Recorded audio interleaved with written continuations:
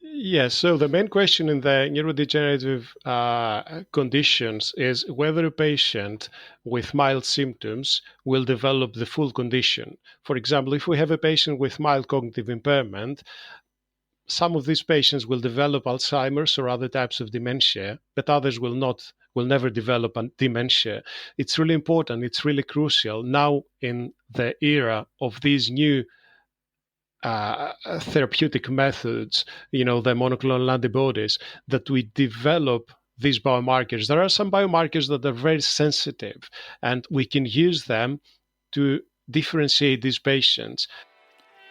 Welcome to Life After Impact, the Concussion Recovery Podcast. I'm Dr. Ayla Wolf, and I will be hosting today's episode where we help you navigate the often confusing, frustrating, and overwhelming journey of concussion and brain injury recovery. This podcast is your go-to resource for actionable information, whether you're dealing with a recent concussion, struggling with post-concussion syndrome, or just feeling stuck in your healing process. In each episode, we dive deep into the symptoms, testing, treatments, and neurological insights that can help you move forward with clarity and confidence. We bring you leading experts in the world of brain health, functional neurology, and rehabilitation to share their wisdom and strategies. So if you're feeling lost, hopeless, or like no one understands what you're going through, know that you are not alone. This podcast can be your guide and partner in recovery, helping you build a better life after impact. Dr. Mavroudis, thank you so much for joining Life After Impact, the Concussion Recovery Podcast.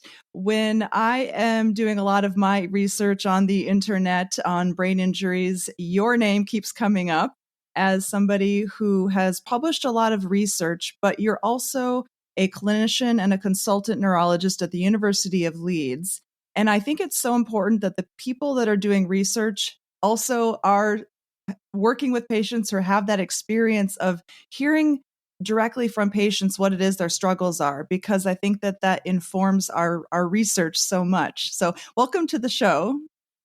Thank you very much. Thank you very much for this invitation. Thank you for having me today. It's my pleasure and honor to discuss with you about concussions, about brain injuries. Yeah, tell us a little bit about your background and how you ended up on this track. Yeah, so I studied medicine in Greece many years ago, 26 years ago, graduated in 2004. Then I did a PhD in neuromorphology and neuropathology. And I was also fascinated by the brain. The brain has always represented to me the ultimate challenge. Of course, there are other vital and important organs like the heart, like the lungs, even the kidneys, but the brain remains a universe of mysteries.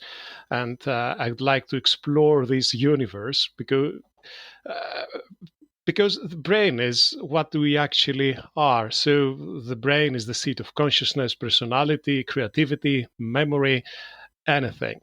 Of course, meeting my mentor in my PhD was very important, was crucial to my decision to study neurology and neuropathology. Then I did my neurology training in Greece. At the same time, I finished my PhD. Then I came to the UK mainly to study neuropathology, diagnostic neuropathology, and to study brain biopsies and muscle biopsies. And then I jumped back to the field of clinical neurology when I started seeing many rugby players with traumatic brain injuries. And because most of these patients were undiagnosed and they never get the treatment and the attention they required, that's how I decided to shift my practice mainly into this field. So what I do now is I run a practice. I mainly see patients with traumatic brain injuries, mainly mild traumatic brain injuries and the cognitive impairment, which is the aftermath of that. And because I see many things in common with functional neurological disorders, that's why I also do a functional neurological disorder clinic, trying to find things that are in common. Yeah, and those functional neurological disorders, I mean, those patients often have seen so many doctors, they've been told there's nothing wrong with you. So I imagine you've heard a lot of stories and you've seen a lot of frustrations with people that have that diagnosis. I'm curious, what are you finding as a commonality between these patients? Yeah, so we have recently published at least 2 or 3 papers trying to explain the commonalities between functional neurological disorders and post-concussion syndrome. Of course, post-concussion syndrome is not a term that we're allowed to use because it's not in the ICD-11 anymore, but it's a label that we can easily use and can help us and the patients to understand. It's just a constellation of different symptoms. So if we see a patient with functional cognitive disorder and if we see a patient with post-concussion syndrome, we will notice the same things. We will notice the same mechanisms and the same triggers in their symptoms. Both groups of these patients will have the same triggers, such as stress. Both groups will have fatigue, which is one of the main symptoms, and we've suggested that there are many things in common and possibly common mechanisms, which my personal position is that this is deep inside the brain and is because of a change in the neuroplasticity and the ability of the brain to adapt. And does that come back to, say, mitochondrial dysfunction, or is there some other mechanism that is affecting the neuroplasticity? Yeah, the mitochondria play a very, very important, a vital role to how the brain and how the neurons work. They provide the energy, and not only the energy, they do more things than that. But I believe that the problem is mainly in the synapse, where the neurons communicate when they send information. So there are two different mechanisms. It's the long-term depression and long-term potentiation. These are the two mechanisms where the ability of the brain relies on. And I believe that these mechanisms are disrupted. And this is why the brain in these patients is not able to adapt to the post-injury or the post-FND diagnosis uh, daily life. And speaking of that, I found many things in common with the persistent the long COVID syndrome. There are Mhm. many things in common, and I believe that there are similarities in the pathological mechanisms in this condition too. And I know you had published a paper speaking to the similarities in symptoms between post-concussion syndrome and long COVID.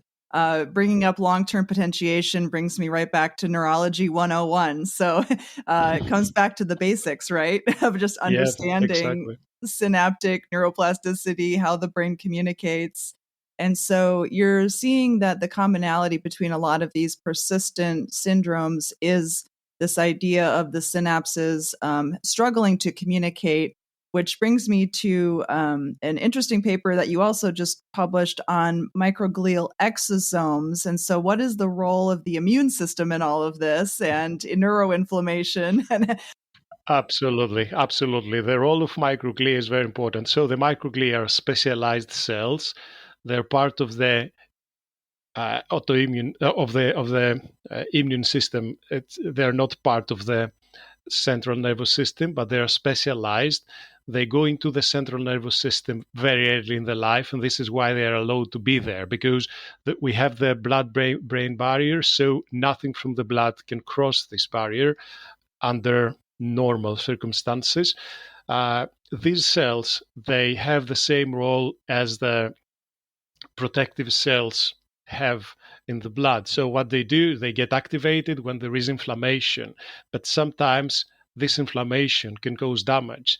And this inflammation, because of the increased demand of energy, can affect the mitochondria, as you said before, and this can affect how the brain works. Because if there is lack of energy into the neuron, then this long-term potentiation and the overall neuroplasticity will be affected, and the neurons will not be able to communicate effectively. Yeah. And so in your clinical practice, how are you unraveling all of this? How are you addressing this mess of both mitochondrial dysfunction, microglial dysfunction, the persistence of neuroinflammation affecting neuroplasticity? Where do you jump in to try to kind of fix all of that? Yeah, this is not easy. So first of all, we need uh, to focus on the translational neuroscience. So we need to translate the research results and the results from the papers we do and publish into the clinical practice. This is not always easy, but it's something we need to do in order to help our patients. First step is to listen to the patients, to understand the needs, to understand the symptoms, try to explain them based on the basic knowledge we have obtained from medical school and from early years in our training. And this way, you're able uh, to send the patients to the right uh, pathway, recovery pathway, and treatment pathway. And are you utilizing certain medications, or are you really focusing on, lifestyle changes, diet? Where are you kind of recommending people start? Yeah, so to be honest, I'm not a fan of medications. I try not to give too many medications to my patients. So, for example, for fatigue in the United States, there are some tablets that are prescribed here in the UK, and in my own practice, we try to avoid that. We try mainly to help the patients without any medication, to advise them on the amount of rest they need, the amount of sleep they need. I believe I'm a big believer of behavioral therapies and neuropsychology. I believe that neuropsychology can help patients both in post-concussion syndrome and functional neurological disorders to uh, to have a better treatment and a better outcome. So we always try to advise on right exercise, right amount of exercise, not too intense exercise, low intensity, 40-45 minutes of walking or light jogging in the morning is the best exercise, because this way you're able to manage your stress better. Stress is not an ally in this war.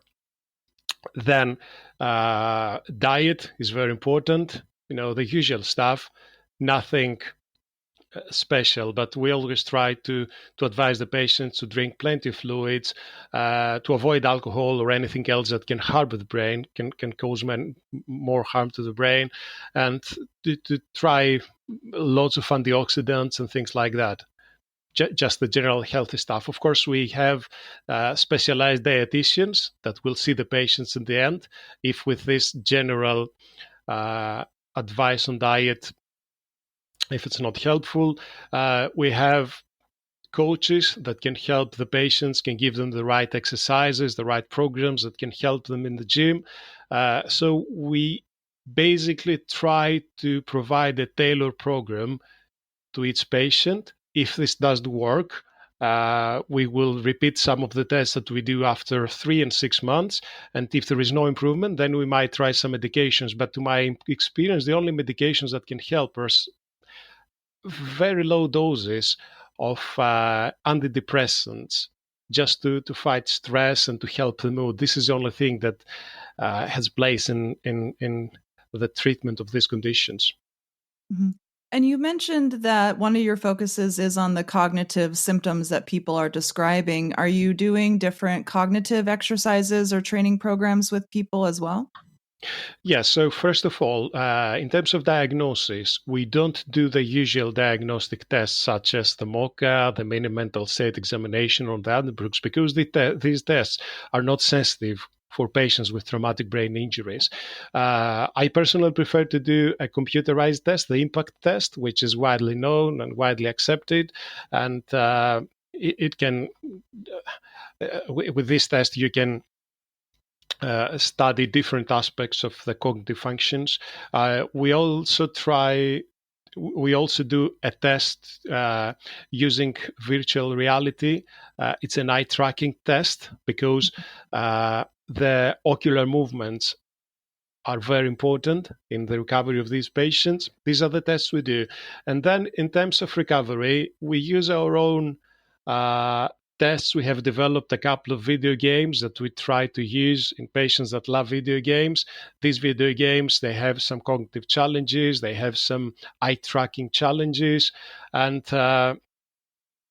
then, of course, it's the golden standard, the cognitive behavioral therapy with the experienced neuropsychologists. And you're seeing that with use of the virtual reality, at least the people who can handle that's actually helping in terms of some of their ocular motor symptoms, as well as maybe things like reaction time and other cognitive processes.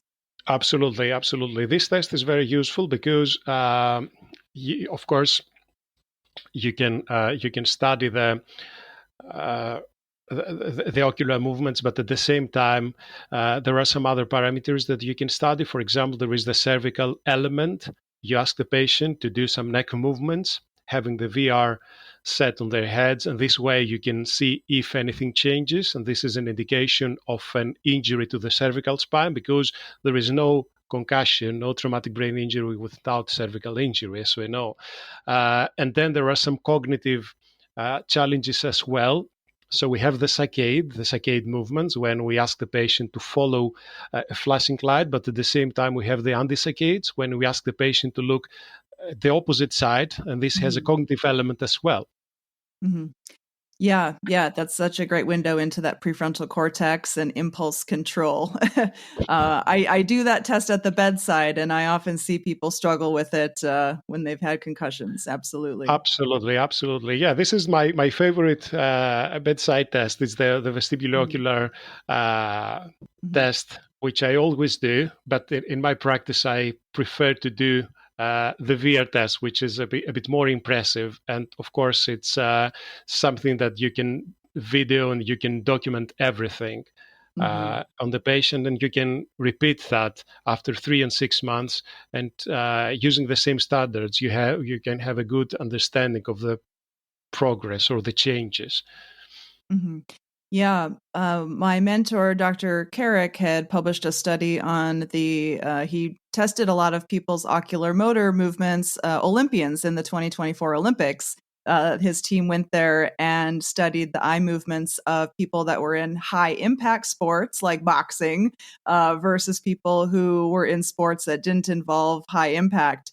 And they were able to really show differences in eye movements in the people that were performing these high impact sports. Even if they hadn't had that concussion diagnosis, they were still kind of evidence of some dysfunction there. So I love that the spotlight on the importance of eye movements is getting a lot more attention, which is great because it is a window into so many parts of the brain, because eye movements are so complex, and they also take up a lot of cognitive energy too. And so when people are struggling with their ocular motor system, that can create a lot of that brain fatigue that we see symptomatically. Absolutely. And doing that, we're able to offer vestibular rehabilitation to help our patients, because most patients, when they come to see me or to see one of my colleagues in clinic, even 5 or 6 or 7 years after the injury, they've never had the right test, they've never had the chance to get the right treatment.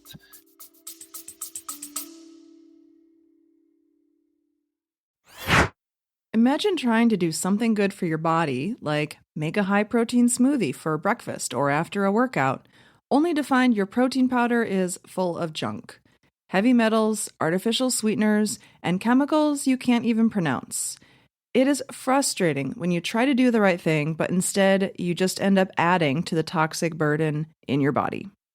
As someone who cares deeply about what goes into my body, as well as the patients that I work with, I believe that what we consume regularly needs to support our health, not silently sabotage it. That's why I use Puri. Their protein powder is made from clean, high-quality ingredients, and it's third-party tested for heavy metals and contaminants because they don't just say it's pure, they actually prove it. You can find collagen peptides, whey protein, and plant-based options on their website. Check them out at puri.com. That's PUORI.com, and use the code LIFEAFTERIMPACT for a 20% discount on your first order.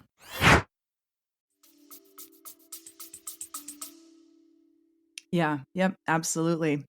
And so switching gears a little bit, let's talk about some of the blood biomarker research. And it seems like there's certain blood biomarkers that are not quite so specific to the brain exclusively, like S100B is not exclusive to brain injury, but still a marker of brain injury potentially. And so there are some markers that kind of are meaningful within the first, couple of hours after an injury. There are some pro-inflammatory markers that maybe can give an indication of, is this brain recovering? So I think it's very confusing for the general person to say, okay, we've got pro-inflammatory and anti-inflammatory markers, and then some of them are indicating this at this time point or that at that time point. This can be a very confusing topic. So let's maybe dive into this blood biomarker research. You're absolutely right. So, yes, I agree with you. Most of these biomarkers are not brain specific, but the combination of all of them and considering the history of the brain injury can help us to understand what's going on. As you said, there are some biomarkers that can help us to understand about the healing process, about the inflammation. Of course, we have the light chain, neurofilament light chain biomarker that it's a marker of disruption of axons in the central nervous system. Unfortunately, most of these biomarkers can be raised even in general injuries or orthopedic injuries. What we try to do now is to develop a kind of a cloud application and a device to study these biomarkers as a group, and then to feed them into an algorithm that will help us to understand them better. Of course, always working with the patient, working with the history, and taking into account the patient's experience and the patient's side of things.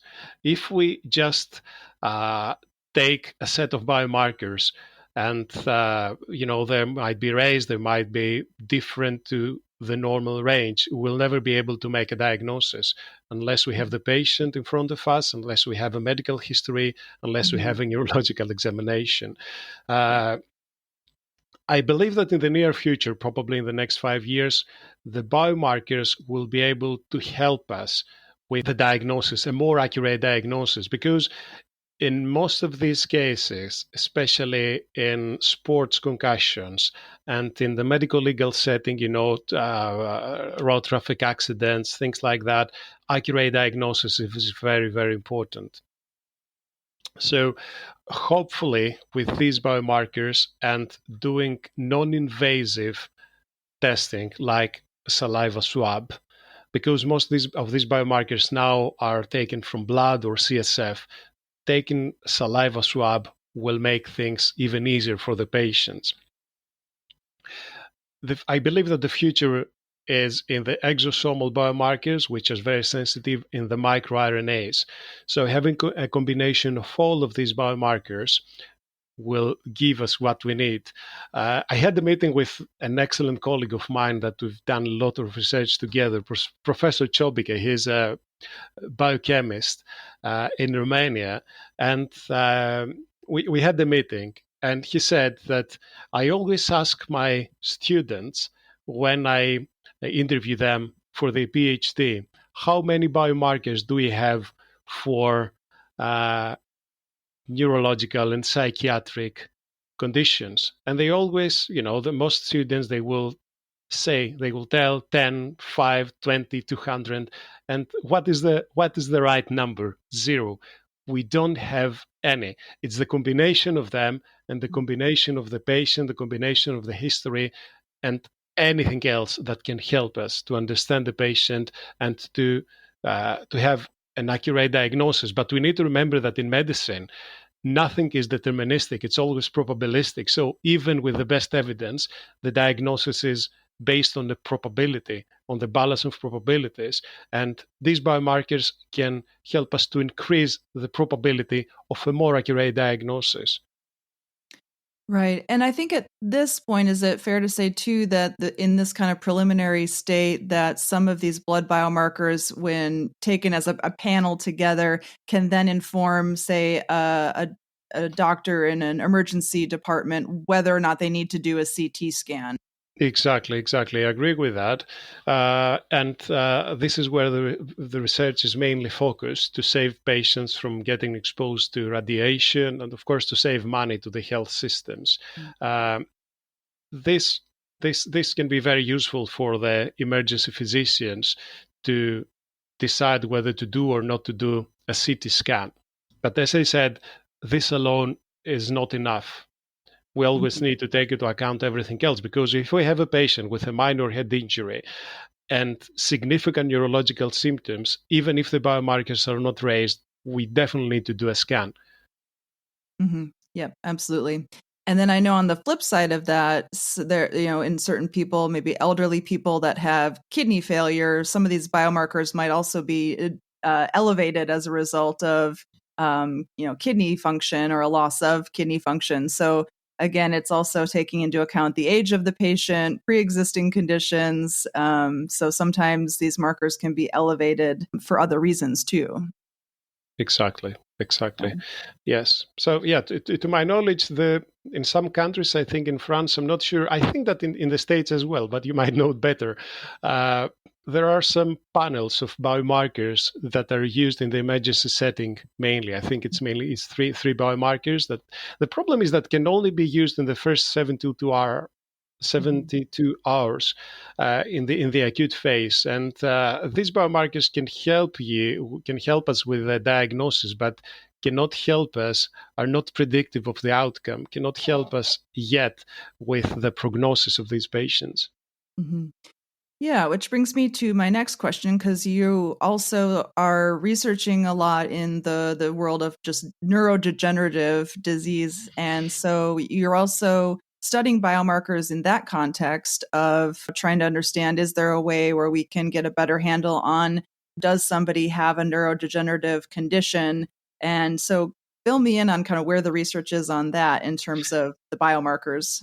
Yes, so the main question in the neurodegenerative conditions is whether a patient with mild symptoms will develop the full condition. For example, if we have a patient with mild cognitive impairment, some of these patients will develop Alzheimer's or other types of dementia, but others will not, will never develop dementia. It's really important, it's really crucial now in the era of these new therapeutic methods, the monoclonal antibodies, that we develop these biomarkers. There are some biomarkers that are very sensitive, and we can use them to differentiate these patients and to stratify the patients that will most likely develop a condition and on the balance of probabilities will not develop the condition, and to treat them differently. Yeah, that sounds very cutting edge. And that would you say at this point is very much still in the realm of research? It's not yet being kind of Yes, implemented. unfortunately, all these are still in the very first steps, Mm-hmm. the very first stages. But there are some of these biomarkers that can help us. For example, this is how we developed all this theory about the alpha beta peptide and about the tau protein in Alzheimer's disease. And this has helped us to understand the pathophysiology of the disease. We're currently working on a project on neurogranin. Neurogranin is a very sensitive biomarker. It's a substance that can help us to understand the synaptic function.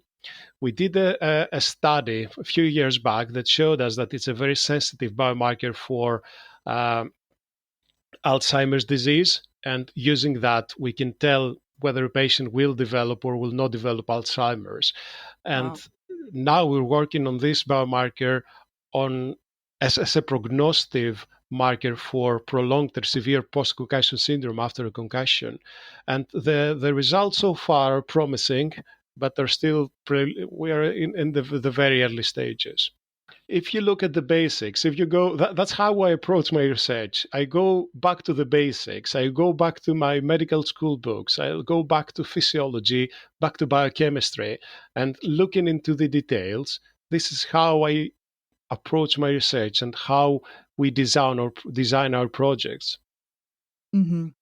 And I know that the microglia are involved in synaptic pruning. So going back to this idea of the importance of the microglia and this idea that they have different functions, that we're all talking about how they can create a lot of pro-inflammatory situations, but they also play these very important roles of surveillance and synaptic pruning and taking away synapses we don't need. But if that gets upregulated, all of a sudden all these synapses are dying. And so are you also studying the microglia in the context of blood sugar management and just this idea of, what we call type 3 diabetes in the brain, where the ability to regulate glucose is affected, and then that throws everything else off and kind of creates a state where these synapses are perhaps dying at a greater rate than we want them to?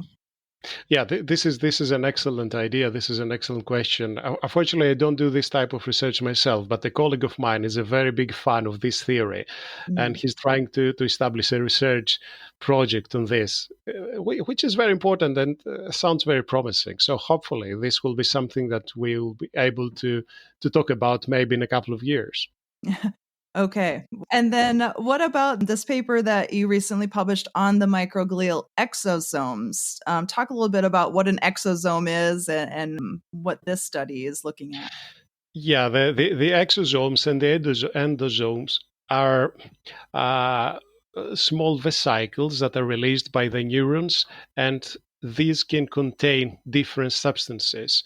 So in the exosomes, we can find, if we test the exosomes in the saliva, for example, we can find different markers, different substances that will help us to have a better understanding of what's going on into the body and more specifically into the brain. And studying the exosomes in patients with post-traumatic post-concussion syndrome and traumatic brain injuries, we're able to identify a couple of substances. Some of them are the microRNAs, small parts of RNAs that we can study. And in the exosomes, you can also find some other substances like some pieces of tau protein and other biomarkers that you can also study. And these are very important. Mm-hmm. So these are kind of messengers that are being released that can create kind of a cascade of events. Is that fair to say? Exactly, that's fair to say. And some small portions of them will also be released into the bloodstream and into the saliva. And this is how we can capture them and can study them. Mm-hmm. Got it. So it sounds like the future is promising in terms of being able to hopefully in the near future have some better testing methods to understand where somebody is at on the scale of, say, neuroinflammation, or if they're having symptoms, how worried do we need to be that this might progress into something more serious down the line? Exactly. I believe that in the near future we'll be able to offer personalized medicine to understand the patient and to offer tailored treatment and tailored strategies for each one of them based on their needs and based on these biomarkers and potentially more biomarkers that will rise in the future. Mm-hmm. Yeah. Well, how exciting to be at the cutting edge of all of that. The other question I wanted to ask you was on this. When we talk about the brain, much like we do with medicine, everything kind of becomes siloed, and so we often talk about the brain as this separate entity from the rest of the body. But in my practice, I pay a lot of attention to the health of the liver and the kidneys and the role of healthy liver and kidney function on healthy brain function. But I think this is something that I don't really hear anybody else talking about. And so I'm curious if you have anything to say in terms of how you look at the, the totality of it. Absolutely. Yeah. So the brain doesn't exist in isolation. The brain always works and collaborates with the other organs. The brain is the center, but the other organs are also vital. We all know from our own experience that the liver function, the kidney function, even the intestinal function and the stomach are really important for the brain. When I was a student, a sixth year of medical school, the last year, I was involved in a research that widened my horizons on the understanding of what you're talking about, because it was a PhD project, and the guy that did that, he worked on how some substances that we now understand as orexins from the stomach can affect the brain, can affect the hypothalamus, and this way can affect the whole brain function. Mm-hmm. So yeah, all these organs are very important, are crucial. So we know that we have the condition which is called hepatic encephalopathy. If there is dysfunction to the liver and the energy that will go to the brain is not enough, then we'll have dysfunction of the brain, and the patient will develop a kind of dementia-like presentation. Mm-hmm. Yeah, I remember when my grandmother ended up in the hospital and she had a urinary tract infection, but before they had diagnosed it, it was affecting her cognition. She didn't know her own son's name, and so there was this brief moment in time where we all thought, "Oh no, like she's going downhill really fast," and cognitively she was completely delirious.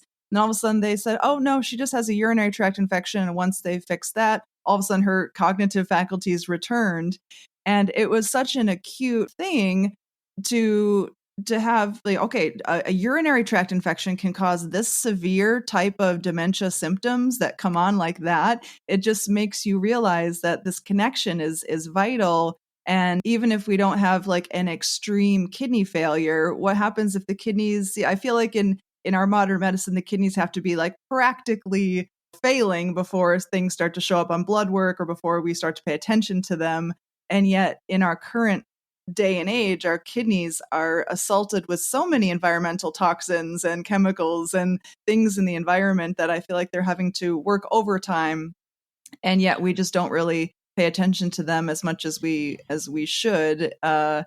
Especially with COVID, we learned that that can create a lot of inflammation in the kidneys and cause all kinds of problems. And then you've got downstream consequences from that. So I just, with my background in Chinese medicine, we always pay very close attention to kidney function. And so I just see that being another kind of avenue of this idea of integration, and we talk about the gut brain axis, but I think we also need to talk a lot more about that role of liver health and kidney health and those impacts on the brain if those aren't working optimally or subpar. Absolutely, I could not agree more. Yeah, as the ancient Greek used to say, it's the golden mean, moderation. Yes, absolutely. Well, what are the next projects that you're working on? Yeah, so the main study that we've just recently started is to work on this cloud application and this machine learning algorithm on the diagnosis of post-concussion syndrome and traumatic brain injuries, mainly the concussions. We try to standardize the panel that we will use. So we've identified through the literature 6 or 7 biomarkers to begin with. Interestingly, cortisol is one of them. Cortisol is a very versatile biomarker and can be raised in different conditions, but we found that it's very sensitive and can help in the prognosis of different symptoms, mainly psychological symptoms in these patients. Then we have the CGRP biomarker. The CGRP is the biomarker that can help us on the prognosis of post-traumatic headache. So we've identified these biomarkers and we're trying to do a clinical trial now. And this is the main project that I'm very enthusiastic about. Yeah, absolutely. I see lots of patients with chronic post-traumatic headaches, and many of them are given migraine medications, but not the CGRP. antagonists, again, I think because of money and because of the insurance model saying, well, let's give them all these other medications first, and we have to prove that these don't work before you get the better, more expensive drugs. Exactly. This is how the systems work, but they need to be sustainable. So it's something we need to follow. Yeah. Well, I'll be excited to see that research, since CGRP is one of those things that is well studied in the migraine literature, but we're still really trying to figure out why patients with post-traumatic headaches don't always respond well to migraine medications. Yeah, because not all post-traumatic headaches are migrainous in nature. The different mechanisms. About 75% of the post-traumatic headaches, they have mixed features of tension-type headaches, some migrainous features as well, cervicogenic headache, and there is always stress and psychological symptoms. Only 20% can be clearly migrainous, and this is why just a small percentage of patients with post-traumatic headaches will respond well to migraine medication. But CGRP is something that can help in other types of headaches as well, not only in the migraines. Excellent. So tell me more about that. You're seeing that even in these mixed types of headaches, that CGRP is elevated? CGRP can be elevated and can be a very good prognostic factor of developing post-traumatic headache independently of the subtype of headache. So some patients, they might develop tension-type headaches, others will develop migrainous headaches, other patients might develop occipital neuralgia or even trigeminal neuralgia or very rare types of headaches. And this is a very, very sensitive biomarker. And giving these patients anti-CGRP medication can make the difference. Yeah, fascinating. Well, I'm excited to see that research because we definitely need to help these people more so than we are. There was a study that came out in 2020 that said that 87% of people with post-traumatic headaches were dissatisfied with their current medical treatment. So we need to do better for these people. Exactly. We need to do better. And again, we need a holistic approach. Just giving medication will not always help the patient. We need to consider everything, to consider every other element that can trigger the headache. To my experience and the literature, physiotherapy, neck physiotherapy will always have a positive impact on these types of headaches, the post-traumatic headaches, independently of the subtype of the headache, because most physicians will say that, yeah, but this is a migrainous headache, how neck physiotherapy can help. But there is always a cervicogenic element in these types of headaches, because as I said before, there is always a cervical spine injury when you have a concussion. Yeah. And then managing stress is also very important, and avoiding triggers. This is something that we always forget. We forget to advise patients to avoid triggers.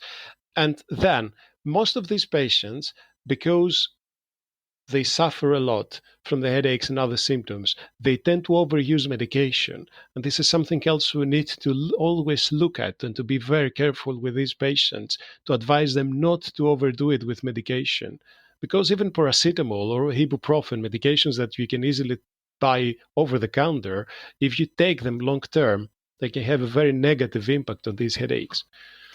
Yeah, absolutely. The medication overuse headaches are a real effect for sure. Not to mention their impact on the liver and the kidneys if you take absolutely, them. Absolutely. I agree. Yeah. Wow. Well, anything else that we haven't talked about that you would like to cover before we wrap up? No, I don't have anything else. I could talk for hours about the brain, about the neuroplasticity, and about these conditions. But I don't have anything else. If you have any other questions, I'm happy to continue the discussion. Well, what are the things that you do for your own brain health? Yeah, so I used to be an athlete. I played basketball for many years. I love basketball, so I still try to play basketball with friends at the university. Not very successful anymore. And I always try to do some exercise and to follow a good, balanced diet, and I avoid alcohol. I tend to admit that I might enjoy, some spirits now and then, 2, 3 times a year, but that's it. Mm-hmm. Yeah. So very much in moderation. Exactly. Yeah. Fabulous. Yeah. Having those basic pieces in place, the exercise, the diet, the sleep. Absolutely. Wonderful. Well, thank you so much for your time. And I'd love to have you back on the show here in a little bit once you have some of these other research findings published. And would love to stay on top of all of this cutting edge work that you're doing because it's so important. Thank you. Thank you very much for having me today. I'm honored. Thank you. Thank you. Where can people find you? I know you've got some YouTube channels out there or information. Yeah, so unfortunately I cannot work on my YouTube channels because of my other commitments, but they can find me on LinkedIn, and I'm always happy to respond to any messages or any queries. Okay, fabulous. Well, I can put that in the show notes there. Thank Wonderful. you. Well, thank you so much for your time, Dr. Mavroudis. Thank you. Thank you very much. Medical disclaimer. This video or podcast is for general informational purposes only and does not constitute the practice of medicine or other professional healthcare services, including the giving of medical advice. No doctor-patient relationship is formed. The use of this information and materials included is at the user's own risk. The content of this video or podcast is not intended to be a substitute for medical advice, diagnosis, or treatment, and consumers of this information should seek the advice of a medical professional for any and all health-related issues. A link to our full medical disclaimer is available in the notes.